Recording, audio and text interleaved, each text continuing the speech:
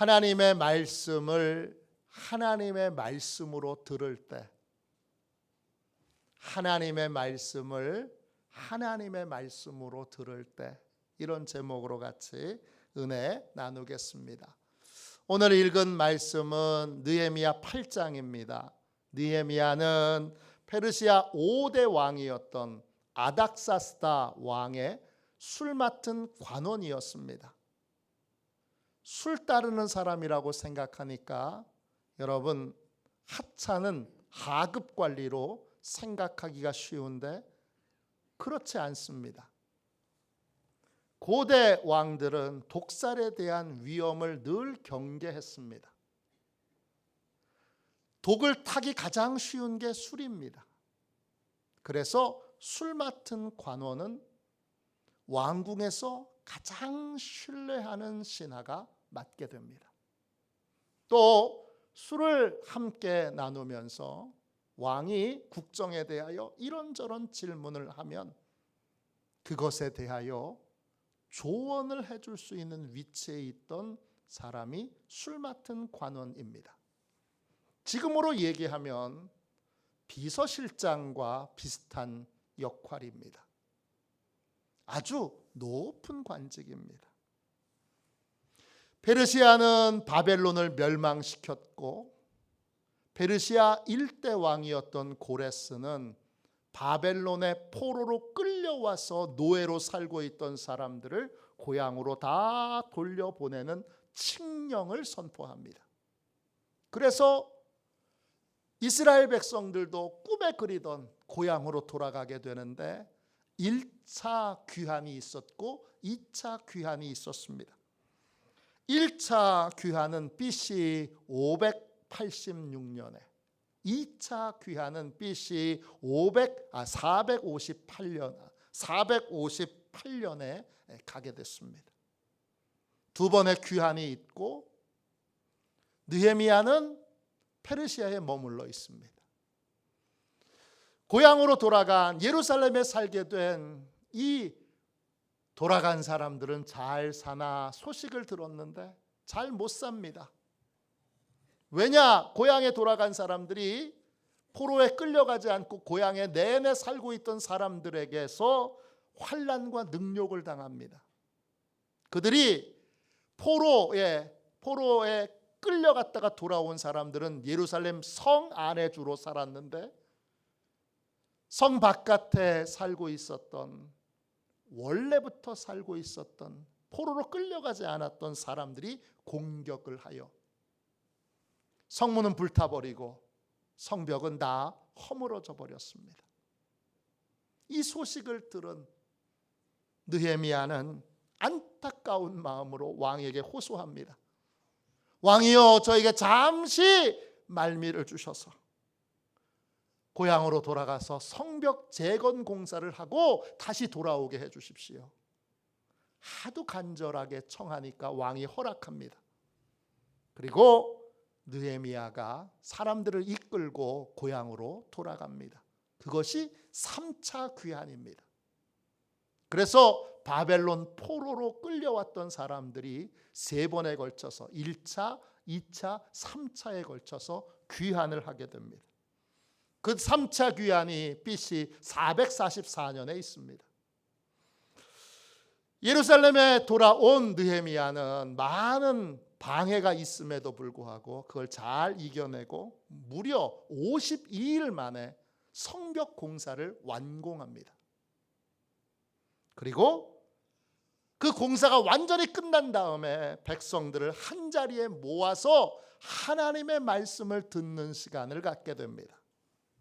이것이 오늘 느헤미야 8장의 내용입니다. 모든 백성이 광장에 모여서 하나님의 말씀을 듣는 이야기가 오늘 본문의 내용입니다. 이스라엘 백성들이 바벨론에게 망하고 그리고 지도자급에 있는 사람들이 다 포로로 끌려갔을 때 그 포로로 끌려간 사람들은 마음에 이런 질문을 했습니다. 하나님의 백성인 우리가 왜 망해야 하는가? 하나님이 우리를 지켜줄 힘이 없는가? 그렇지 않다면 도대체 왜 하나님의 백성인 우리가 망했는가? 바벨론에 끌려가서 70년 동안을 비참한 노예 생활을 하면서 이스라엘 백성들은 명확하고 분명한 답을 깨닫게 됩니다. 이들이 망한 이유, 이들이 실패한 이유, 이들이 70년 동안이나 노예 생활을 했던 이유는 하나님의 말씀을 떠났기 때문입니다. 인생의 생사화복이 다 하나님의 말씀에 달려 있는데 이스라엘 백성들이 망한 이유는 하나님의 말씀을 떠나 불순종했기 때문입니다. 하나님의 백성이라도 하나님의 말씀에 불순종하면 망하게 됩니다.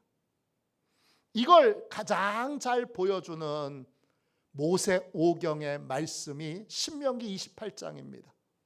신명기 28장 1절은 이렇게 되어 있습니다. 내가 내 하나님 여호와의 말씀을 삼가 듣고 내가 오늘 네게 명령하는 그의 모든 명령을 지켜 행하면 내 하나님 여호와께서 너를 세계 모든 민족 위에 뛰어나게 하실 것이라.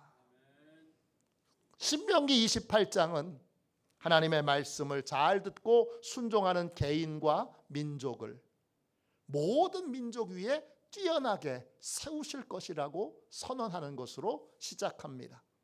그리고 2절부터 14절까지 순종하는 백성들에게 하나님이 어떤 복을 주시는지를 소상하게 소개하고 있습니다. 그 말씀을 읽으면 신이 납니다. 그리고 15절에 가면 신명기 28장 15절에 가면 반대로 하나님의 말씀에 불순종하는 자에게 또 불순종하는 민족에게 어떤 일이 일어나게 되는지를 알려줍니다. 15절입니다. 내가 만일 내 하나님 여호와의 말씀을 순종하지 아니하여 내가 오늘 네게 명령하는 그의 모든 명령과 규례를 지켜 행하지 아니하면 이 모든 저주가 네게 임하며 네게 이를 것이니. 하나님의 말씀에 불순종하는 자에게 또 불순종하는 민족에게 하나님이 저주를 내리신다고 하고 저주의 내용이 16절부터 68절까지 나옵니다. 한 번만 읽어보세요. 몸서리가 쳐집니다. 한 줄도 나가지 못합니다. 왜 하나님의 말씀에 순종해야 되는지 알고 싶다면 불순종했을 때 어떤 일이 벌어지는지 그 목록을 한번 읽어보세요. 축복보다 여러분 3배 더 많이 저주의 내용이 나오는데 그 저주의 내용 중에 나라가 망하고 또 외국의 포로로 끌려가는 내용이 나옵니다. 이스라엘 백성들이 망한 이유는 하나님의 힘이 없기 때문이 아닙니다.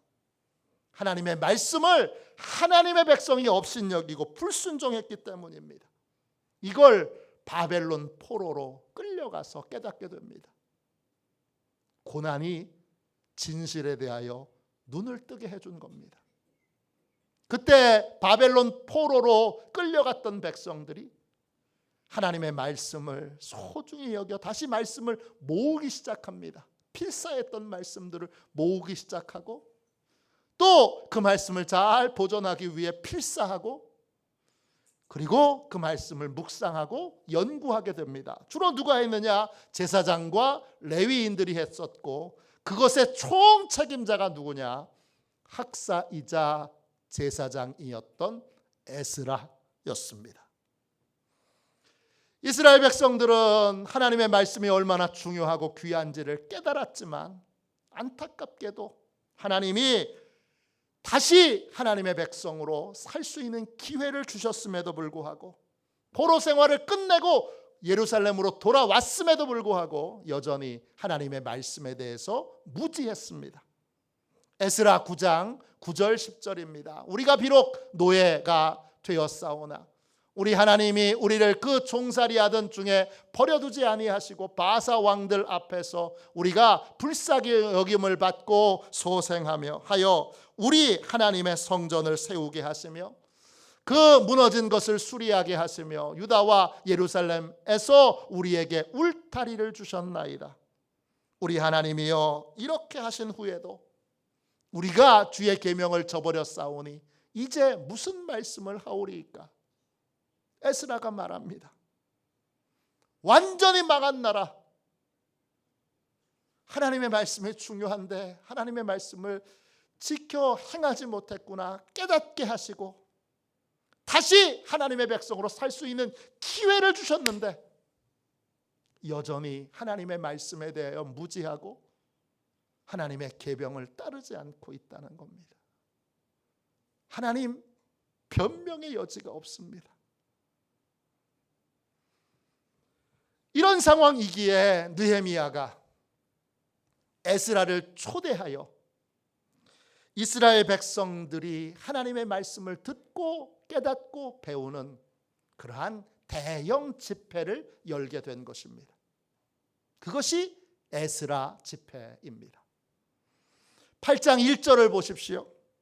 이스라엘 자손이 자기들의 성읍에 거주하였더니 일곱째 달에 이르러 모든 백성이 일제히 수문 앞 광장에 모여 학사 에스라에게 여호와께서 이스라엘에게 명령하신 모세의 율법책을 가져오기를 청하매 강사로 에스라를 초대하여 하나님 말씀 좀 가르쳐 주십시오. 그래서 이제 그 초청에 에스라가 응하게 되므로 하나님의 말씀을 배우고 듣는 집회가 열리게 됩니다. 2절 3절입니다. 일곱째 달 초하루에 제사장 에스라가 율법책을 가지고 회중 앞 곧 남자나 여자나 알아들을 만한 모든 사람 앞에 이르러 수문 앞 광장에서 새벽부터 정오까지 남자나 여자나 알아들을 만한 모든 사람 앞에서 읽음에 뭇 백성이 그 율법책에 귀를 기울였는데 예전에 기도원에 가면 에스라 금식 대성회 이런 식의 집회가 많이 열렸습니다. 들어보셨죠? 이 집회의 성경적인 근거가 오늘 읽은 말씀입니다. 에스라 성회의 대략적인 내용을 소개합니다. 날짜는 7월 1일에 있었습니다. 시간은 새벽 6시부터 12시까지. 새벽 히브리어로 오르입니다. 동이 틀 시간입니다. 유대인들은 낮 시간을 12시간으로 밤 시간을 12시간으로 이렇게 나눠서 시간을 정했습니다. 동트는 시간은 새벽 6시고 그리고 정오는 낮 시간의 절반을 의미합니다. 그래서 12시입니다. 그래서 집회 시간이 새벽 6시부터 정오까지 6시간입니다. 6시간 동안 집회를 한 거예요. 장소는 수문 앞 광장입니다. 예루살렘 성에는 10개의 문이 있습니다. 그 문 중에 하나가 수문입니다. 왜 수문이냐? 기온 샘으로부터 예루살렘 성 안으로 물이 공급되도록 지하 수로를 팠습니다. 그 지하 수로가 지나가는 그 자리 위에 세워진 문이 바로 수문입니다. 그 수문 앞에는 거대한 광장이 있습니다. 4만 명 이상이 모일 수 있는 4만 명입니다. 어마어마하게 큰 광장이 있습니다. 거기에 하나님의 말씀을 알아들을 수 있는 남녀가 다 모였습니다. 말씀의 범위는 모세오경입니다. 말씀을 전하는 방법은 나무로 만든 강단 위에 에스라가 섭니다. 그리고 좌쪽, 우쪽으로 레위인들이 섭니다. 에스라가 성경을 펼쳐서 읽게 되면 그 읽은 내용을 양옆에 있는 레위인 중에 한 사람이 그 뜻을 해석해주고 설명해주는 겁니다. 이런 식으로 집회가 진행됩니다. 8장 4절입니다. 그때 학사 에스라가 특별히 지은 나무 강단에 서고 그의 곁 오른쪽에 선 자는 마띠다와 스마와 아나야와 우리야와 힐기야와 마아세야요 그 왼쪽에 선 자는 부다야와 미사엘과 말기야와 하숨과 하스바타나와 스가랴와 무슬람이라. 이렇게 에스라 집회가 시작됐습니다. 이스라엘 백성들은 드디어 오랫동안 듣지 못했던 하나님의 말씀을 듣게 됐습니다. 그들은 다시 하나님의 말씀을 듣고 배우게 됐습니다. 하나님의 백성이 왜 하나님의 말씀을 듣고 배워야 합니까? 하나님의 말씀을 들어야 하는 목적이 뭡니까? 다시 느헤미야 8장 1절을 보십시오. 이스라엘 자손이 자기들의 성읍에 거주하였더니 7째 달에 이르러 모든 백성이 일제히 수문 앞 광장에 모여 학사 에스라에게 여호와께서 이스라엘에게 명령하신 모세의 율법책을 가져오기를 청하매. 이번에 에스라 집회에서 읽게 되는 책은 모세오경입니다. 모세오경은 하나님이 이스라엘 백성들에게 명령하신 율법이 담겨 있습니다. 명령하다 이 말이 히브리어로 차바입니다. 뜻은 명령하다, 주문하다, 책임을 맡기다 이런 뜻입니다. 하나님이 하나님의 백성들에게 부탁하신 거예요. 이렇게 해다오. 이렇게 선택해다오. 이런 건 하지 말아다오. 이렇게 하나님의 백성으로 하나님이 원하시는 게 뭔지, 하나님이 싫어하시는 게 뭔지, 하나님이 기뻐하시는 게 뭔지 알려준 것이 바로 율법입니다. 히브리어로 토라입니다.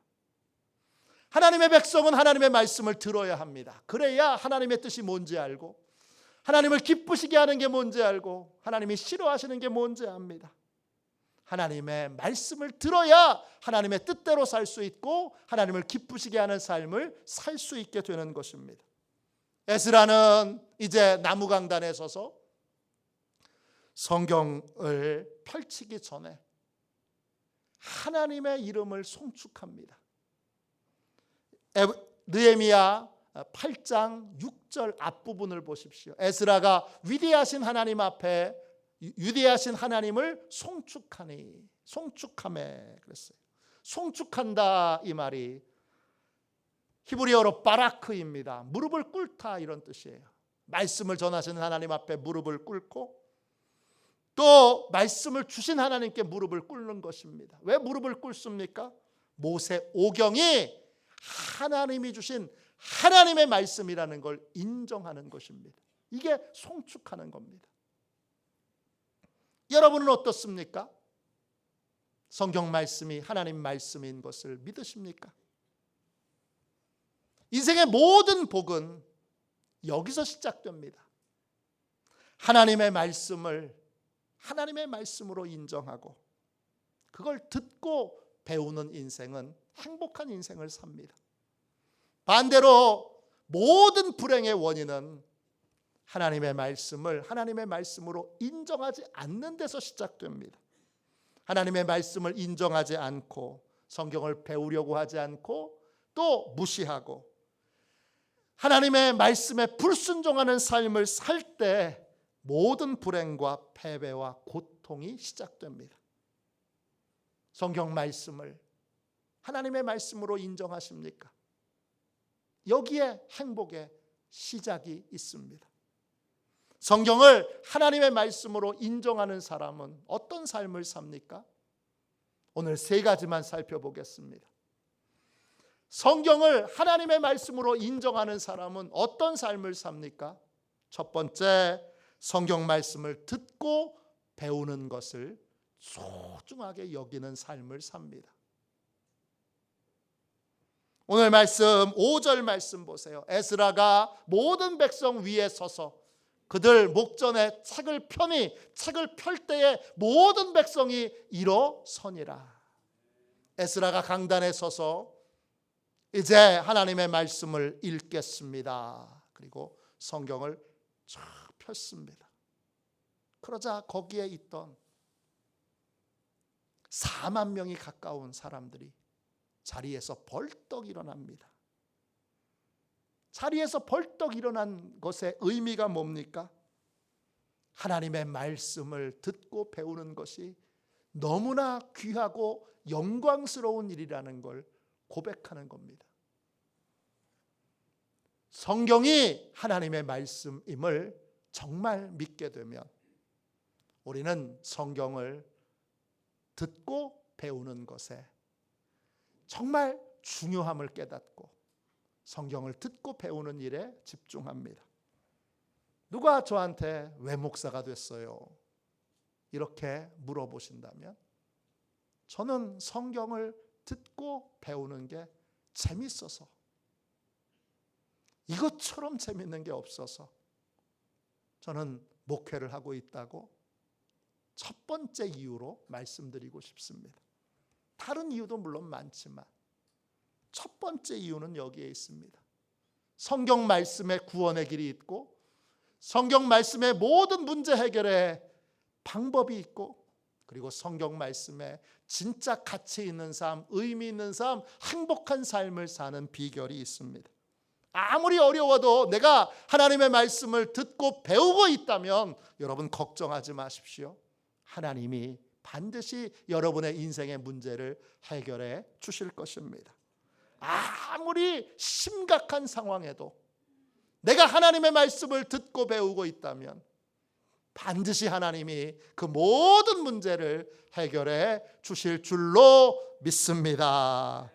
제가 한국 교회 목회자 중에 여러분을 존경하지만 가장 존경하는 목사님은 장로교 목사님입니다. 강북제일교회를 담임하셨던 고 윤덕수 목사님이십니다. 제 외삼촌이 장로교 신학대학 졸업하셨는데 동기세요. 윤덕수 목사님은 돌아가셨어요.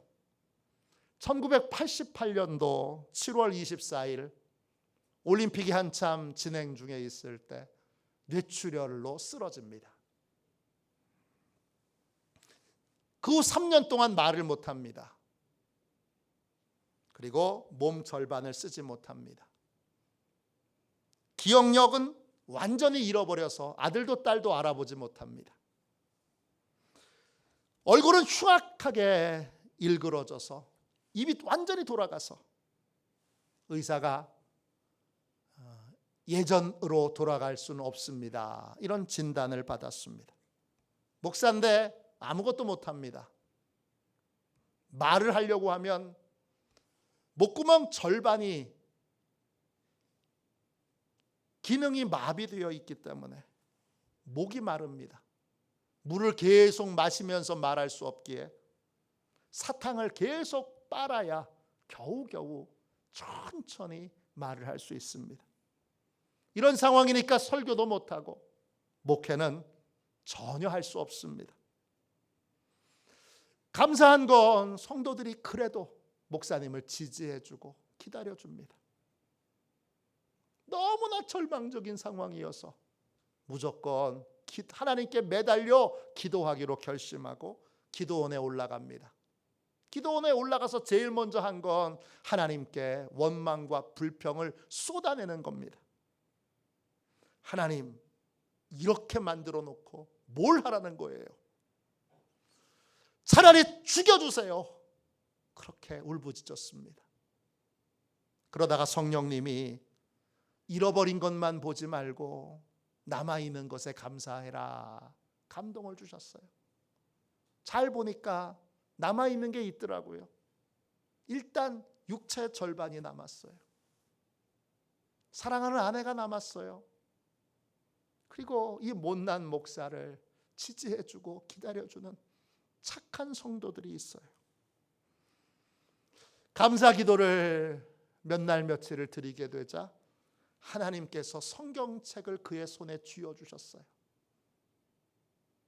근데 단어의 의미를 다 잃어버렸으니까 국어사전을 함께 주셨어요. 국어사전을 찾아가면서 천천히 더듬거리며 하나님의 강권에 의해서 성경을 읽기 시작합니다. 사전을 찾아가면서 이 성경을 읽는 게 얼마나 힘듭니까? 또 너무나 한심합니다. 그래서 포기하려고 여러 번 중단했는데 그때마다 하나님이 심하게 책망하시고 잠을 아예 재우지 않으십니다. 그래서 잠을 자지 못한 채 옆에 국어사전을 놓고 더듬더듬거리며 성경을 읽기 시작합니다. 무슨 뜻인지도 모른 채 성경을 하나하나 떠듬떠듬거리며 계속 읽기 시작하자 성경만 읽으니까 2주에 한 번씩 성경 전체를 읽을 수 있게 됐습니다. 그렇게 1년을 꼬박 앉아서 성경을 읽었습니다. 25번째 성경 통독을 마쳤을 때 갑자기 머리에 불이 반짝 들어오는 것처럼, 전기회로가 끊어졌다가 다시 연결되는 것처럼, 다른 건 다 기억이 안 나는데 성경 말씀이 기억나기 시작합니다. 그리고 그 말씀이 좌와 우로 연결되기 시작합니다. 그리고 하나님이 이렇게 말씀하셨습니다. 너는 내 마음대로 놀다가 내 몸을 상하게 했다. 내가 너를 불쌍히 여겨서 성경만은 다시 기억나게 해 주었다. 이제부터 너는 평생 성경만 외쳐라. 나머지는 다 내가 할 것이다. 내가 말을 잘 못하기에 내가 너를 도울 것이다. 너는 내 손에 잡혀 있으니 내 능력의 지팡이가 될 것이다. 너는 내가 못하니까 더욱더 나를 의지해라. 그러면 내가 너를 사용할 것이다. 그 후 윤덕수 목사님은 다시 강단으로 돌아와서 목회를 하게 됩니다. 다른 건 아무것도 못해요. 설교만 합니다. 설교를 30분 하게 되면 여전히 반쪽은 여러분 움직이지 못하는 그런 사람이기에 온 몸이 땀에 젖습니다. 그렇게 스스로 나는 병신 목사야 이렇게 부르며 목회하는 이 윤덕수 목사님에게 하나님이 함께 하십니다. 다시 강단에서 설교를 시작한 지 3년 만에 교인이 2배가 됐습니다. 3,000명. 우리 목사님 설교 숫자를 좀 줄여주자. 그래서 성도들이 자발적으로 큰 예배당을 짓습니다. 3,000석 예배당을 짓습니다. 그리고 수유제일교회에서 강북제일교회로 이름을 바꿉니다. 돌아가시기 직전에 출석교인은 8,000명. 서울 강북에서 가장 대표적인 교회, 가장 부흥하는 교회, 가장 뜨거운 성령의 역사가 있는 교회가 되었습니다. 지금 강북제일교회는 한동안 많은 어려움을 겪었습니다. 왜 어려움을 겪었느냐? 모든 사람은 다 압니다. 어느 목사님도 윤덕수 목사님을 대신할 수 없기에 그분이 전했던 그 힘 있는 말씀을 아무도 따라할 수 없기에 그 이후에 후임자들이 다 훌륭한 목사님이셨음에도 불구하고 계속 윤덕수 목사님과 비교가 되니까 안 되는 겁니다. 성경을 하나님의 말씀으로 인정하고 그 성경을 듣고 배우게 되면 끝난 인생이어도 병신 인생이어도 소망이 없는 인생이어도 하나님께서 다시 세우시고 하나님께서 다시 쓰십니다. 그러므로 내가 성경 말씀을 하나님의 말씀으로 인정하고 듣고 배우고 있다면 여러분은 어떤 상황에도 소망이 넘치는 인생을 살아갈 수 있습니다. 그런 인생을 사는 저와 여러분이 되시기를 주님의 이름으로 축원합니다. 두 번째, 성경을 하나님의 말씀으로 인정할 때 우리의 삶은 어떻게 됩니까? 우리가 어떤 삶을 살게 됩니까? 성경 말씀을 삶의 기준으로 받아들이게 됩니다. 오늘 8장 6절을 보십시오. 에스라가 위대하신 하나님 여호와를 송축하며 모든 백성이 손을 들고 아멘 아멘 하고 응답하고 몸을 굽혀 얼굴을 땅에 대고 여호와께 경배하니라. 에스라가 하나님의 말씀을 읽을 때 백성들은 손을 들고 말합니다. 아멘, 아멘, 아멘 합니다. 이게 무슨 행동입니까? 무슨 뜻입니까?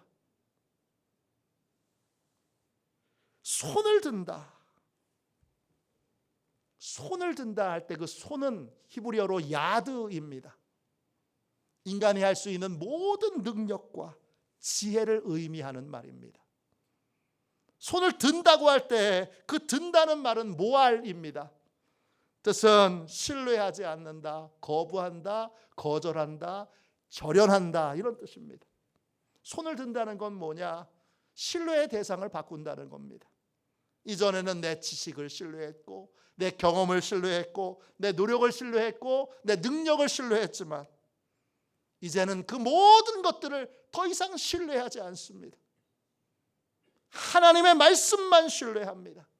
이전에는 내 지식이 중심이었고 기준이었고 내 경험이 기준이었다면 이제는 하나님의 말씀이 내 삶의 기준이 되었습니다. 회개는 언제 시작됩니까? 내 삶의 경험이 지식이 기준이 될 땐 회개할 게 뭐가 있습니까? 아무것도 없습니다. 언제 회개가 시작되느냐? 하나님의 말씀이 내 삶의 기준이 될 때 나는 그 기준을 따라 모든 걸 바꿔야 합니다. 그게 회개입니다. 내가 아무리 하나님의 말씀을 들어도 회개하지 않는 이유는 내 지식이 내 삶의 기준이고 내 경험이 내 삶의 기준이고 원칙이고 원리고 또 그것에 따라서 삶을 살기에 아무리 하나님의 말씀을 들어도 내 기준에 따라 내 생각에 따라 받아들일지 말지를 결정했기에 그런 인생에게는 회개가 없습니다. 회개하는 인생은 하나님의 말씀, 성경의 모든 말씀이 하나님의 말씀인 것을 인정하는 사람입니다. 삶의 기준이 하나님의 말씀에 있는 사람이고 그 말씀을 따라야 한다고 생각하고 그 말씀이 삶의 기준이 되어 그 기준을 쫓아야 된다고 생각하는 사람만이 회개하는 삶을 삽니다. 이런 사람들은 주일마다 하나님의 말씀을 들을 때 배울 때 내 생각을 버립니다. 내 경험을 버립니다. 내 지식을 버립니다. 내 능력을 의지하는 마음을 버립니다. 그러니까 이런 사람들은 예배 드린 횟수만큼 변화되고 달라지고 새로워지게 됩니다. 온누리교회를 섬기는 윤영주 장로님은 젊었을 때 트윈폴리오라고 하는 이름으로 가수 활동을 했습니다. 여기에 트윈폴리오를 좋아했던 분도 계실지 모릅니다. 대단한 인기를 누렸습니다. 큰 인기를 누리다가 1975년 연예인 대마초 사건으로 윤영주 씨는 서대문 구치소에 갇히게 됩니다. 면회온 어머니가 성경책을 두고 가고 어렸을 때부터 교회 다녔지만 성경책과는 무관한 삶을 살았던 이 윤영주 씨가 구치소에서 처음으로 성경을 읽어서 성경을 열어서 성경을 읽기 시작합니다. 그리고 그 구치소에서 성경을 통해 하나님을 만나고 자신이 죄인인 것을 고백하고 또 하나님이 이런 엉망진창인 인생인 나를 얼마나 오랫동안 기다려왔는지를 깨닫게 됩니다. 그 하나님의 사랑에 감격하여 꺼이꺼이 울다가 그 사랑에 감격하여 지은 찬송이 있습니다. 너는 내 것이라 라는 제목의 찬송입니다.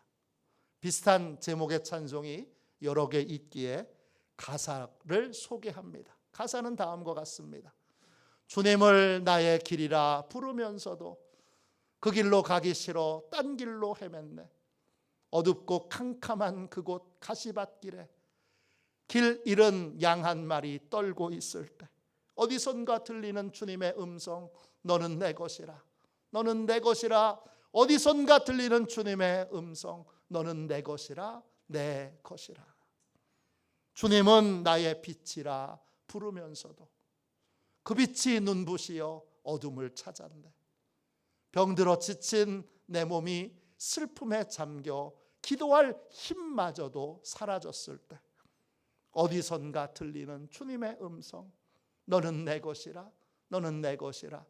어디선가 들리는 주님의 음성, 너는 내 것이라, 내 것이라.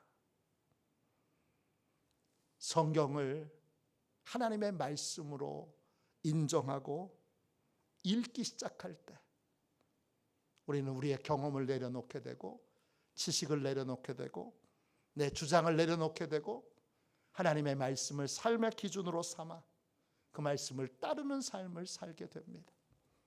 이것이 바로 믿음으로 사는 것입니다. 마지막 세 번째, 성경 말씀을 하나님의 말씀으로 인정할 때 우리는 어떤 삶을 살게 됩니까?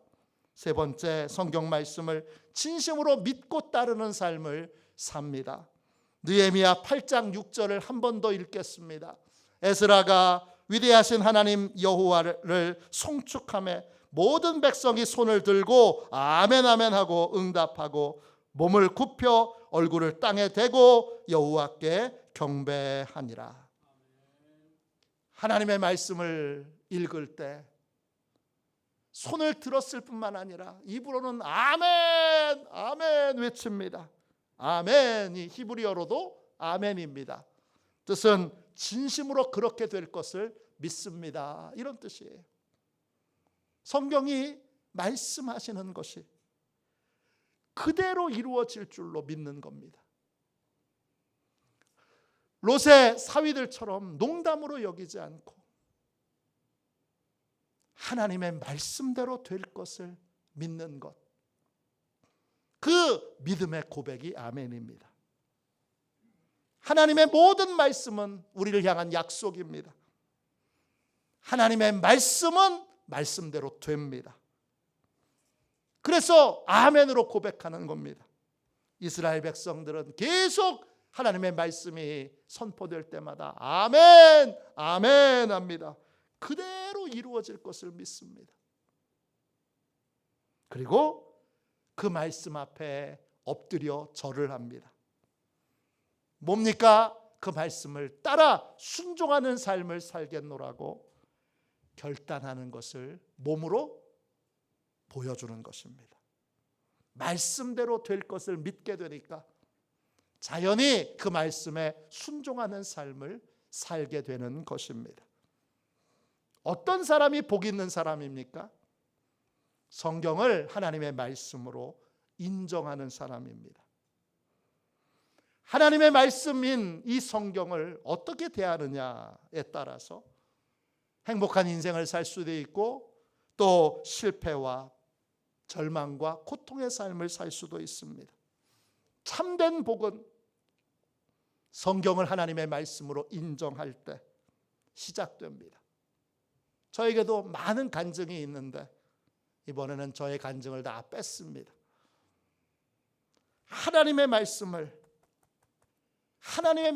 인정할 때, 하나님의 말씀을 하나님의 말씀으로 들을 때 우리는 성경을 배우고 듣고 연구하고 묵상하고 암송하는 것을 인생의 가장 중요한 일로 여기게 됩니다. 또 그 말씀을 내 삶의 기준으로 삼고 그 말씀대로 이루어질 것을 믿고 그 말씀을 따르는 삶을 살게 됩니다.